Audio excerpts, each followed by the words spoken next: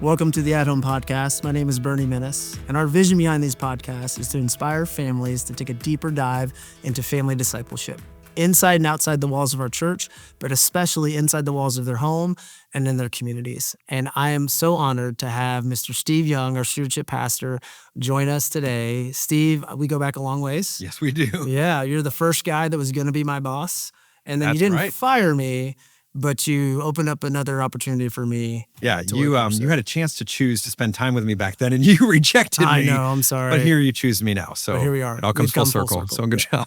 And fun fact, my kids, they call you Uncle Steve. They do. They love you, even though you're not their uncle. But tell me a little bit about yourself and your family. My wife and I, Tammy, we've been married 18 years now, which is crazy. It's a long time. 4 kids. They're 9, 11, 13, and 15 at the time of this recording. Maybe by, I don't know when this is going out public, but I'll be thrown off. But they're great. We got a couple in middle school, one in elementary, one in high school. And we're just living the dream. Yeah.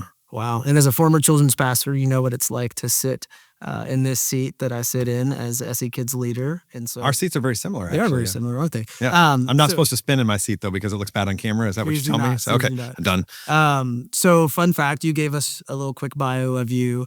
I did a background check on you, and I asked my kids to describe you in 3 words. Now they gave me 15 words, so I had to whittle down the list. And so here are the 3 words that my kids chose to describe you. Number 1, you are hilarious. You probably bring the most laughter and joy into every room that I've ever been in with you. So this is from my 15-year-old and my 13-year-old. You are both goated, okay, greatest of all time. Oh, okay. Yep. And devoted. So my 13-year-old actually went with the sentimental, you're a devoted father and husband and pastor. But my 15-year-old was like, he's goated. It's like some Dr. Seuss level stuff right there with goated and devoted. I feel like and the last word they used to describe you was Jesus. And so you have modeled and reflect Jesus to them in so many ways. So, all right. Enough of the catch up. Yeah. Let's dive into the conversation. So we're on a 2-year discipleship journey as a church. Called Move. And so we want to talk about what does it look like for us as parents to model generosity at home and also to help disciple our kids to be more generous. So can you just kind of give us a brief, rundown of what that looks like in your home?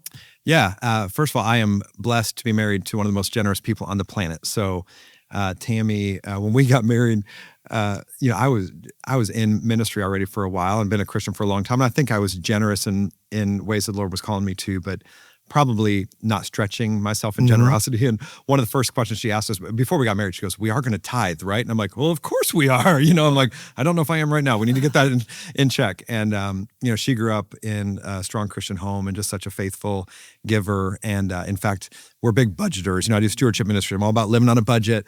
And we've had to, over time, increase our generosity line in our budget just so that we can keep growing in that area. And that's mostly because of the way that my kids get to watch their mom give and just be moved to give. So I don't remember your question exactly, but generosity in the home and move. Yeah, what does it look like as a whole family for you guys to be generous? Yeah, so, I think generosity, a lot of times we mislabel what it is. Sometimes we think about just the financial side of it. And I think there's a danger there because, if you just think about the finances, you miss the fact that when it comes to our stewardship, it's not just our treasure, it's our time and our talent, maybe our temple and some other things as well. So we want to make sure when we're with our kids that we're not just talking about how we're generous with our money.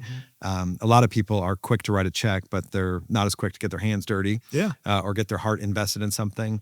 The danger, though, is sometimes you can go the other way and go, well, generosity, I don't have money to give, and therefore I can do something else. And I think it's all of it. You can't just be exclusive. So the conversation at home has to be more than just the money, but it certainly has to include the money. So talking about the money side of things, we're really clear in our home about what it means to tithe and what it means to give 10%. My kids are, my 15-year-old, he has started teaching piano lessons. Okay. Wow. And is teaching little kindergartners and stuff. It's pretty sweet. I love it. And he's learning some things, which is great. My girls are babysitting. My 9-year-old is like, what can I do? And I'm like, buddy, wait a couple years. We'll find some things. But as they're, receiving that, we're trying to teach them what it means to tithe right off the top. So if he gets, $20 for a piano lesson, we're like, okay, buddy, a tithe would be $2. And, I don't have to do that math. He's 15, but, but even helping him mechanically set that aside and give it.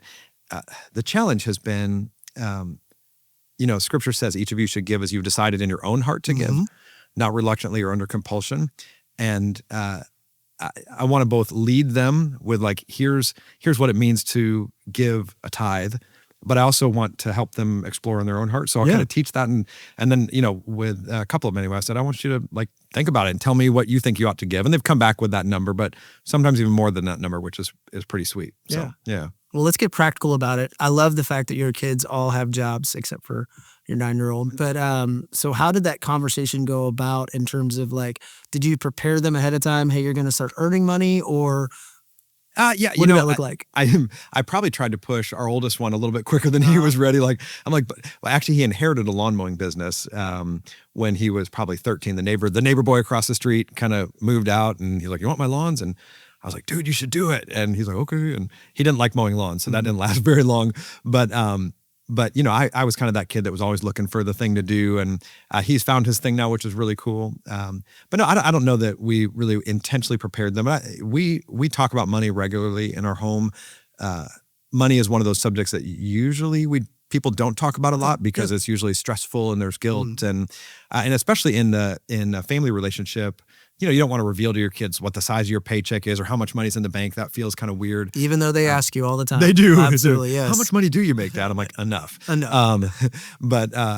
even the enough, we could do a whole podcast on what is enough, right? That's a whole conversation to teach our kids. They're living in a world where there's never enough. Yes. And teaching our kids that we ought to be really grateful for our daily bread. And anyway, that's a whole nother story. But I think just having those conversations about money, we're very clear with our kids. They know how to enter things in our budget app, and we'll go to the store and hey, can you put that in the app for us? And they know how to do that. So we're talking about it pretty regularly. So it's not weird for us to talk about giving. Right.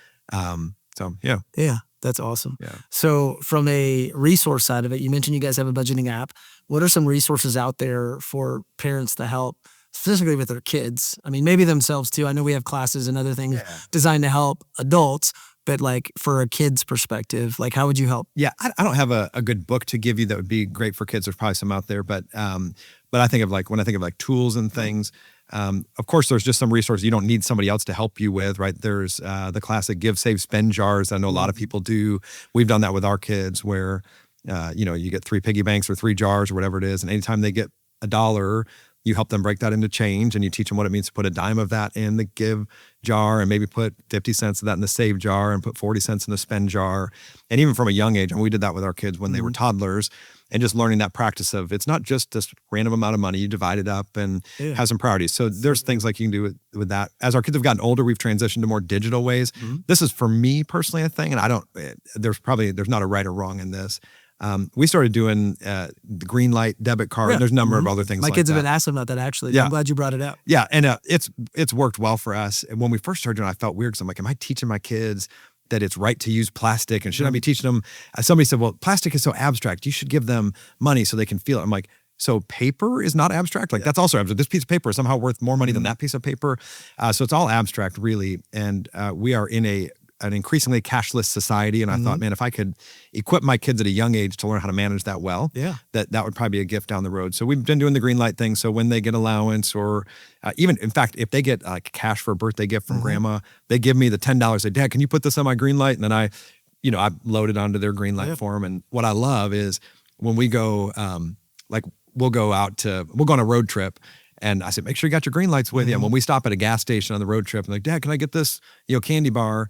I'm like, you got money. Yeah. If you want to get it, go for it. And so they can it's equipping them, and it's not, they don't have to beg me for money. Well, it's so good and it's so practical for them to have that. That's awesome. Yeah. And that specific tool also has ways that you can designate little categories for giving. And so when they get money on there, we make sure we put 10% over in the giving, and they can save money for goals and things. So I think there's some practical tools like that people can do. But you can also do a lot of that stuff with the conventional bank account. Okay.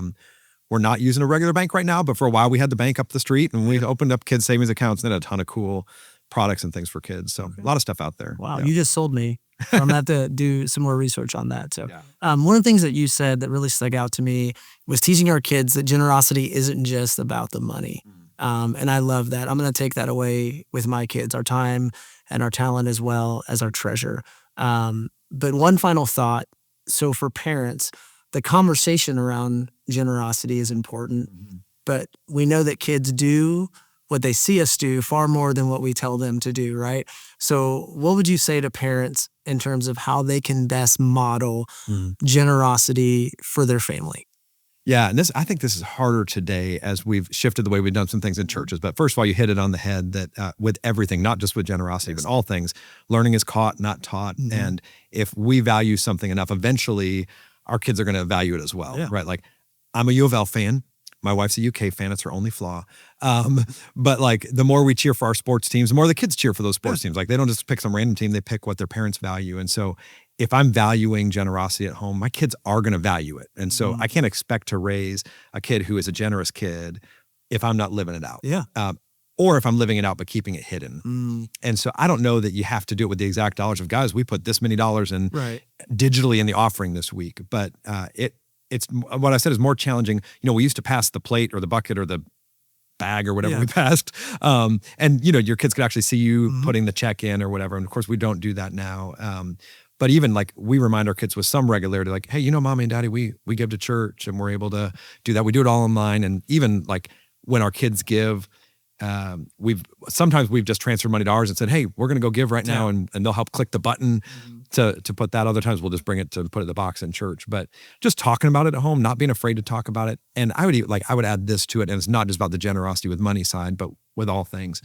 You don't have to be the expert to be a leader. Yes. Right? You just have to be willing to be on the road with somebody. And it's not just as a parent, but certainly with our kids. I'm going to guess that everybody listening to this right now has room to grow in their generosity and their management of money, because I know you and I both do. And if we pretend like we got it all together, number one, our kids are going to see right through that. Right. But the tendency is when we aren't good at something, we just kind of go, I'm going to leave that to the experts. I'll let church handle that or whatever. And so I would just say to a mom and dad out there, like, no, like, be on the journey. If you're growing in generosity, admit it to your kids. Tell your kids, man, I struggle because everything in me wants that new car, or everything in me wants to put a little more money in my retirement or whatever it is. But you know what? I'm just asking the Lord every day, how do you want to move in me and through me? And pray that prayer with your kids. And as we've been doing that in the last few months, I can tell you, like, God's been moving in our family in ways that we didn't see coming. And just being on the journey with the kids is probably as big of a deal as actually knowing where the destination is. Yeah. Just going on the journey. Oh, man. Well, thank you so much for being on our podcast. And, man, we look forward to learning more from you in the future. Thanks, brother. Appreciate it.